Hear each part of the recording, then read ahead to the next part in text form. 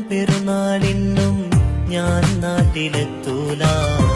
ഈ കണ്ണിൻ നനവ് തുടയ്ക്കാൻ തിരുനാളം കത്തൂല. ഇക്കൊല്ലം പെരുന്നാളിന്നും ഞാൻ നാട്ടിലെത്തൂല.